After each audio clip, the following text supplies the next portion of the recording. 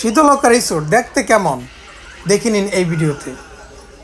সামনে আছে একটি সুইমিং পুল এবং পাশে ফুটবল খেলা বা ক্রিকেট খেলার জন্য চমৎকার জায়গা আছে। এখানে ফুটবলও খেলা যায়, যারা পিকনিকে যায় বা ট্যুর হিসেবে যায় স্কুল কলেজ বিশ্ববিদ্যালয় থেকে, তারা এখানে ওই পাশটাতে ফুটবল খেলতে পারেন।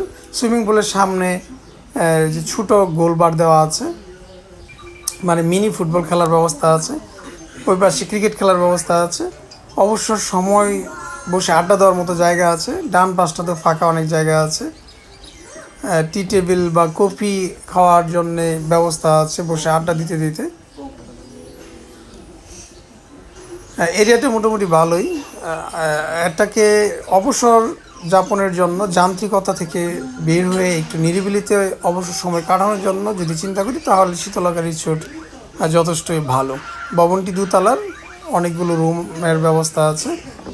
নিচতলাটাতে খাওয়া দাওয়ার ব্যবস্থা, আর উপরগুলোতে হচ্ছে থাকার জায়গা। সব মিলে আমার কাছে খারাপ লাগেনি, মোটামুটি চলে। বাকি আপনারা দেখে নিন, যাওয়ার পূর্বে যারা যেতে চান দেখে নিতে পারেন শীতলক্ষ্যা রিসোর্টটা আসলে কী রকম।